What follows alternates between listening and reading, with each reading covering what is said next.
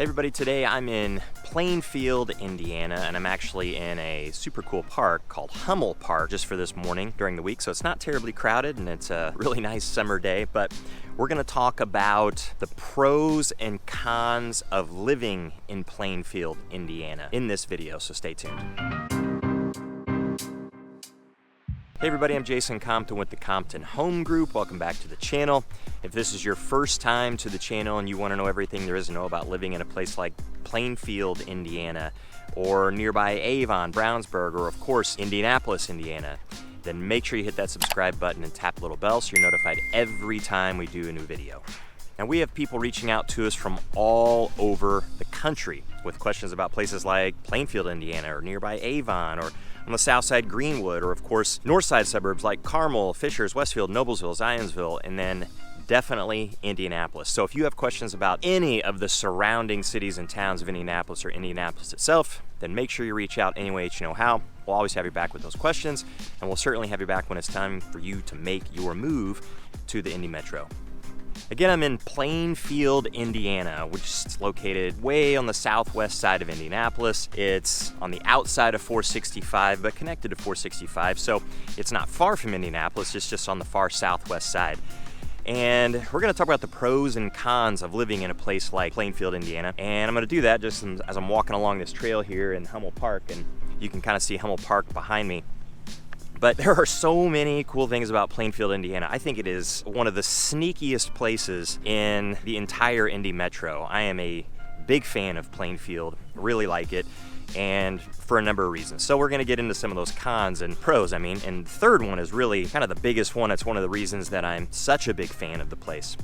But we're also gonna cover, of course, the cons of Plainfield, Indiana too, because every place has pros and every place has to have cons to go along with it, that's for sure. So let's get into those pros first. Pro number one would be that the cost of living in Plainfield is not that bad.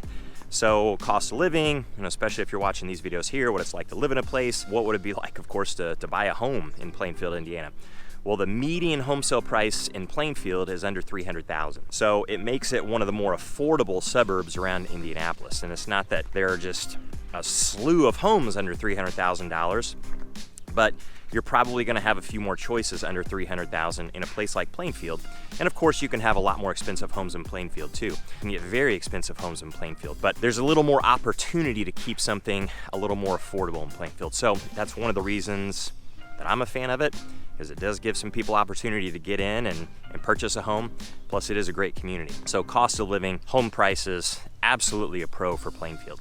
Pro number two would be its location. Now, of course, location, this is just super subjective, and what's good for one person is not necessarily good for another. And actually, we'll talk about location again here in just a few minutes outside of this number two pro. But the location, it's close to the airport. So if you need to be within a pretty short drive of the International Airport, you're gonna definitely have that with Plainfield, because it is right next door to Plainfield, just on the east side of it. So we've talked to lots of people across the country moving to Indianapolis, and they say, well, we need to be within 30 to 45 minutes of the airport because we travel fairly often for business. So if you look at a place and they're interested, let's say in the suburbs of Indianapolis, at a place like Fishers or Noblesville, way out on the northeast side, well, even if you were to drive from those cities down to the airport, you can do that in 30 to 45 minutes, just depending on where you are in Noblesville and Fishers. Sometimes if you're really far east or really far north, then 30 minutes is just probably not gonna cut it, because you've just got the sheer distance of actually getting from one place to another. But if you throw traffic in there, then it's not gonna add an hour or anything crazy, but it's certainly gonna add a little bit of time to your commute. So say maybe an extra 5 or 10 minutes, but if you're already pushing 40 minutes, an extra 5 or 10 minutes is gonna push you outside of that window that a lot of people really want.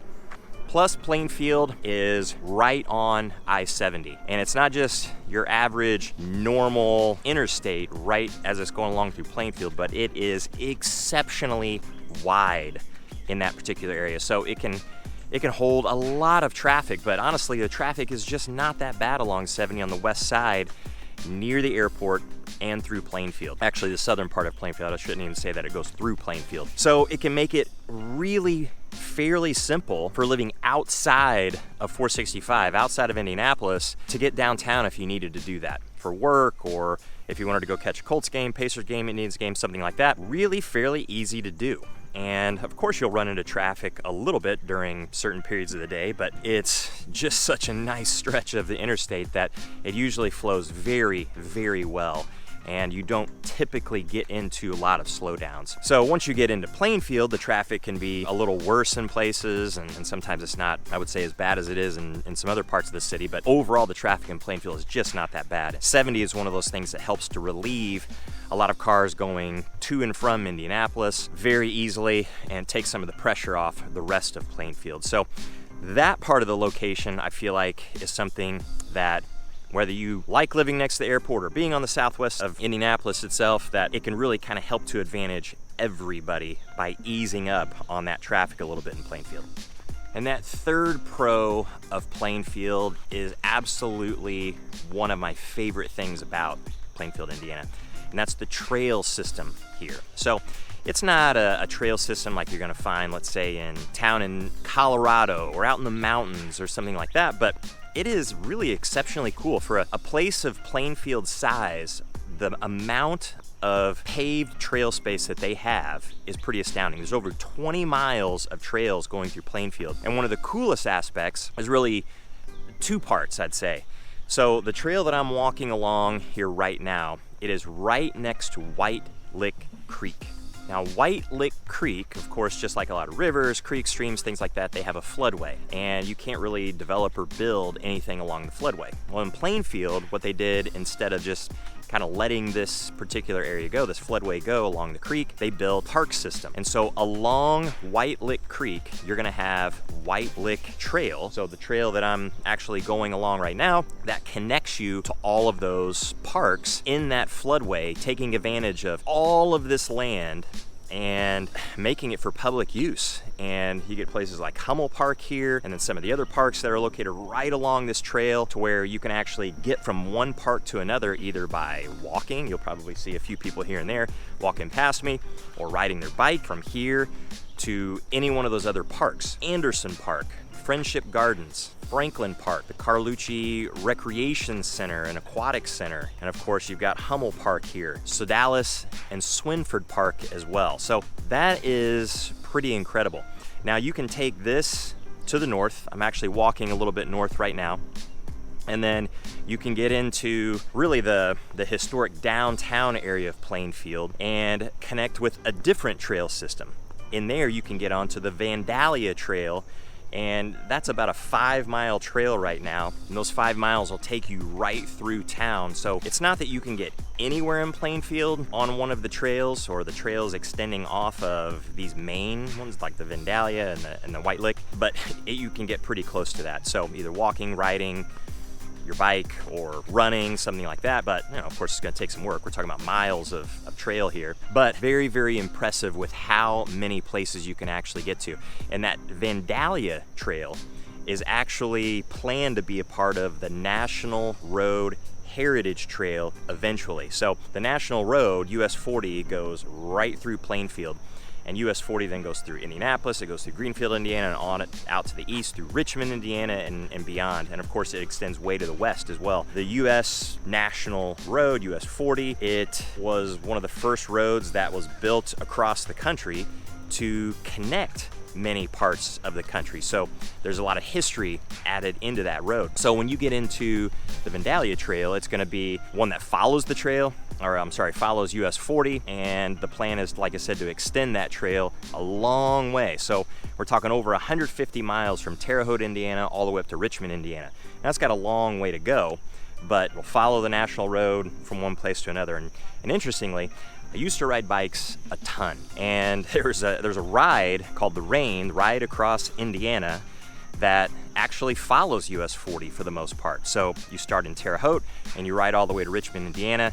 It's a little over 160 miles or so, but it'll be super, super cool whenever you get to that point where that trail system is complete. Not that you really ever want to maybe do that on any particular day, but it's something that's an option for you instead of riding along a bunch of busy roads.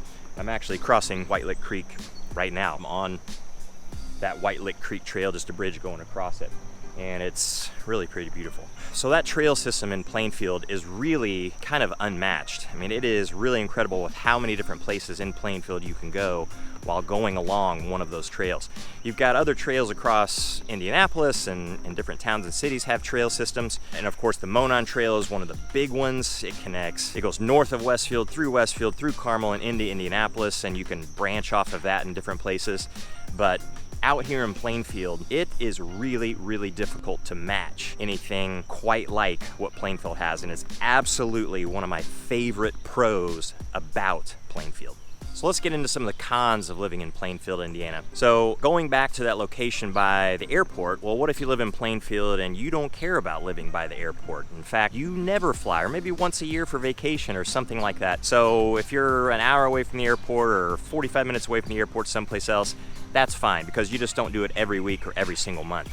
So if you're near the airport, the major question a lot of people have is, do I hear or see airplanes a lot living so close to the international airport? And the answer is, you can. It depends sometimes on where you live in Plainfield, and then also the day, what the wind is actually like, truthfully, because the airport, there are 2 runways there, they're parallel to one another, and they can take off in one direction on one day, or they can take off in the opposite direction the next day. And if you're in Plainfield, if you're, I'd say, a little bit more towards the east, closer to the airport, obviously, and then on the south end, then you can absolutely hear a little bit more plane noise, because the paths, the approach paths or departure paths, they go very close to the south end of Plainfield. But if you're pretty far north, you're probably not going to hear or see or really notice a lot of the airplane traffic. Probably no more than what you would, let's say, in Indianapolis, when there are airplanes coming in for a landing at the airport and they're going towards runway 23, which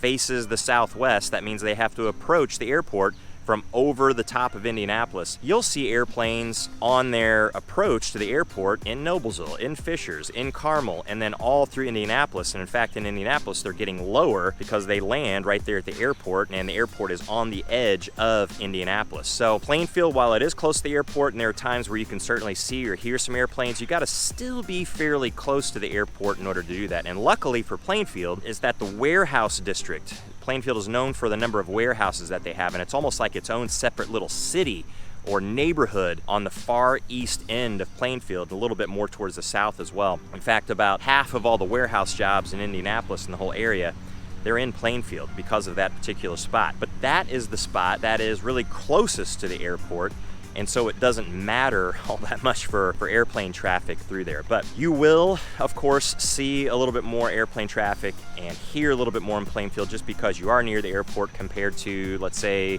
Avon just to the north, or Brownsburg up to the north, or even Zionsville north of that, naturally, because you are close to the airport. So it could be one of the cons, although I don't think it's really a strong one. It's just that if you're super sensitive to something like that, then it may be something to consider. And if you've got your eye on a place or a neighborhood in Plainfield, it may be something that you want to think about, or at least evaluate to figure out if it's something that's really going to bother you very much.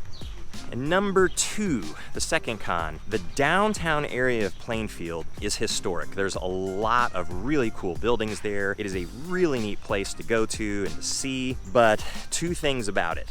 Number 1 is that US 40 goes right through there, and that's Main Street in Plainfield, but it's still US 40, the national road. It turns into Washington Street in Indianapolis, and then it's still US 40, but then it's US 40 as you go east of that through Greenfield onto Richmond, Indiana, and beyond. So the traffic through there is actually fairly intense.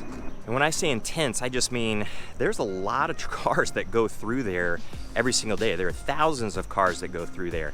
So it makes it a little bit noisy. It makes it, of course, not necessarily dangerous, but because there are sidewalks and places that you can walk around and avoid it, but you have to pay attention because of all the traffic through there. You can't just try to cross the road anywhere that you want and without looking.